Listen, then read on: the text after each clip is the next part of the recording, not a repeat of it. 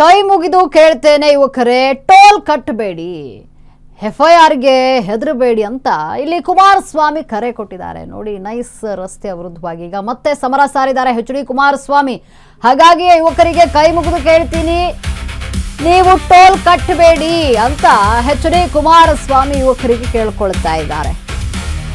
FIRಗೆ ಹೆದರಬೇಡಿ ಅಂತ HD ಕುಮಾರಸ್ವಾಮಿ ಇಲ್ಲಿ ಕರೆ ಕೊಟ್ಟಿದ್ದಾರೆ. ನೈಸ್ ವಿರುದ್ಧ ಮತ್ತೆ ಸಮರ ಸಾರಿದ HD ಕುಮಾರಸ್ವಾಮಿ ಜನರಿಗೆ ಟೋಲ್ ಕಟ್ಟದಂತೆ ಮತ್ತೆ ಕರೆ ಕೊಟ್ಟಿದ್ದಾರೆ. ದಳಪತಿ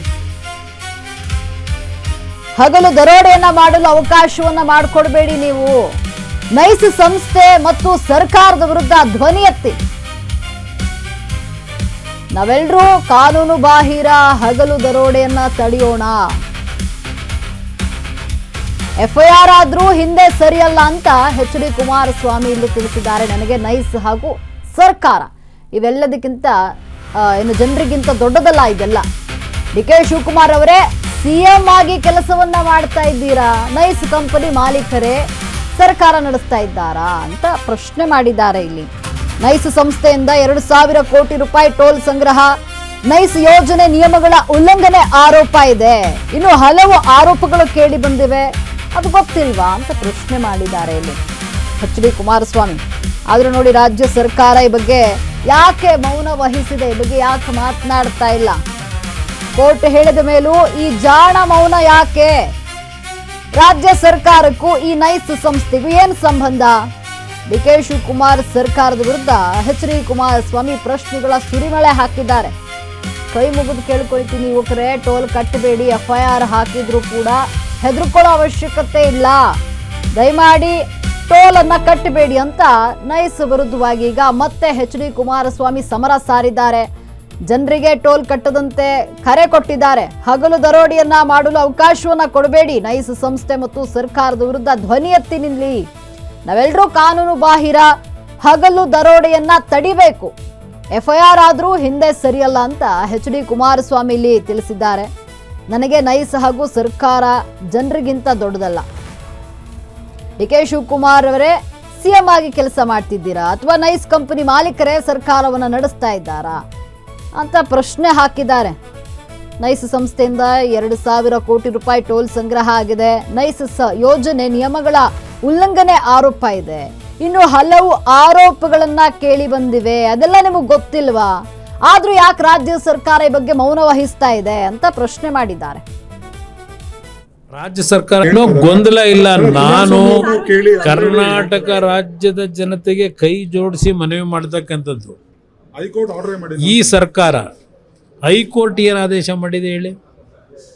ಹೈಕೋರ್ಟು ಆದೇಶ ಮಾಡೋದಲ್ಲ, ಹೈಕೋರ್ಟ್ ಆದೇಶ ಮಾಡಲ್ಲ, ರಾಜ್ಯ ಸರ್ಕಾರ ತೀರ್ಮಾನ ತೆಗೆದುಕೋಬೇಕು.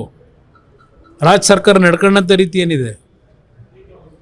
ಮೊದಲನೇ ಸಿಂಗಲ್ ಜಡ್ಜ್ ಏನು ಕೊಟ್ಟಿದ್ದಾರೆ, ಜಡ್ಜ್ಮೆಂಟು ಕೊಟ್ಟ ದಿವಸಲೇ ತೀರ್ಮಾನ ಮಾಡಬೇಕಾಗಿತ್ತು. ನಾಡಿನ ಜನತೆಗೆ ಹೇಳ್ತೇನೆ, ಇವತ್ತು ಇಲ್ಲೀಗಲ್ ಆಗಿ ಟೋಲ್ ಕಲೆಕ್ಷನ್ ಆಗ್ತಾ ಇದೆ ಅಂತಕ್ಕಂಥದ್ದು ಕೋರ್ಟ್ನಲ್ಲಿ ಕೊಟ್ಟಿರ್ತಕ್ಕಂಥ ಫೈಂಡಿಂಗ್ಸು, ಫ್ರೇಮ್ವರ್ಕ್ ಅಗ್ರಿಮೆಂಟನ್ನು ಉಲ್ಲಂಘನೆ ಮಾಡಿ ಇವತ್ತು ಸರ್ಕಾರದ ಅನುಮತಿಗಳಿಲ್ಲದೆ ಬೇಕಾದಂಥ ಸಮಯದಲ್ಲಿ 7-8 ಬಾರಿ ದರವನ್ನು ಏರಿಕೆ ಮಾಡಿ ಬೆಂಗಳೂರಿನ ನಾಗರಿಕರ ಮೇಲೆ, ಪ್ರಯಾಣಿಕರ ಮೇಲೆ ಏರಿಕೆ ಮಾಡಿದ್ದಾರೆ. ಇದು ಹೈಕೋರ್ಟ್ನಲ್ಲಿ ಸಿಂಗಲ್ ಬೆಂಚು, ಡಬಲ್ ಬೆಂಚ್ನಲ್ಲಿ ಕೊಟ್ಟಿರ್ತಕ್ಕಂಥ ಆದೇಶ. ಈ ಹಿನ್ನೆಲೆಯಲ್ಲಿ ನಾಡಿನ ಜನತೆಗೆ ಸರ್ಕಾರ ಯಾವಾಗ ಈ ಒಂದು ತೀರ್ಪು ಬಂದ ನಂತರವೂ ಜಾಣ ಮೌನಕ್ಕೆ ಒಳಗಾಗಿದ್ದಾರೆ, ಯಾತಕ್ಕೆ ಮೌನದಲ್ಲಿದ್ದಾರೆ? 1 ತಿಂಗಳಾಯ್ತಾ ಬಂತು, ಯಾತಕ್ಕೆ ತೀರ್ಮಾನ ಮಾಡಲಿಲ್ಲ? ಅವ್ರಿಗೂ ಇವ್ರಿಗೂ ಸಂಬಂಧ ಏನು? ನೈಸ್ ಕಂಪ್ನಿಗೂ ಸರ್ಕಾರಕ್ಕೂ ಇರೋ ಸಂಬಂಧ ಏನು? ಈ ರಾಜ್ಯದಲ್ಲಿ ಮುಖ್ಯಮಂತ್ರಿಯಾಗಿ ಕೆಲಸ ನಿರ್ವಹಣೆ ಯಾರು ಮಾಡ್ತಾ ಇದ್ದಾರೆ? ಸರ್ಕಾರ ಯಾರು ನಡೆಸ್ತಾ ಇದ್ದಾರೆ? ಅಲ್ಲಿಗೆ ನೈಸ್ ಕಂಪ್ನಿಯ ಮಾಲೀಕ ನಡೆಸ್ತಾ ಇದ್ದಾನೋ ಸರ್ಕಾರನ? ಇವತ್ತು ಶಿವಕುಮಾರ್ ಮುಖ್ಯಮಂತ್ರಿಯಾಗಿ ಕೆಲಸ ಮಾಡ್ತಾ ಇದ್ದಾರೋ? ಇದನ್ನು ನಾನು ಕೇಳಲಿಕ್ಕೆ ಬಯಸ್ತೀನಿ. ಅದರಿಂದ ನಾನು ನಾಡಿನ ಜನತೆಗೆ ಹೇಳ್ತಾ ಇರೋದು, ಕೋರ್ಟ್ ಕೊಟ್ಟಿರ್ತಕ್ಕಂಥ ತೀರ್ಮಾನ ಇದು ಫ್ರೇಮ್ವರ್ಕ್ ಅಗ್ರಿಮೆಂಟನ್ನು ಉಲ್ಲಂಘನೆ ಮಾಡಿ ಹಣ ಸಂಗ್ರಹ ಮಾಡಿ ಕೋಟ್ಯಾಂತರ ರೂಪಾಯಿ ಮಾಡಿದ್ದಾರೆ. 2,000 ಕೋಟಿ ಹತ್ತತ್ರ ಹಣ ಸಂಗ್ರಹ ಆಗಿದೆ. ಇದು ಆ ರಸ್ತೆಯಲ್ಲಿ ಓಡಾಡ್ತಕ್ಕಂಥ ಜನರ ಕಿಸೆಯಲ್ಲಿ ದರೋಡೆ ಮಾಡ್ತಿರ್ತಕ್ಕಂಥದ್ದು. ಇದು ನೈಸ್ ಕಂಪನಿ. ಏನೋ ಗೊಂದಲ ಇಲ್ಲ, ನಾನು ಕರ್ನಾಟಕ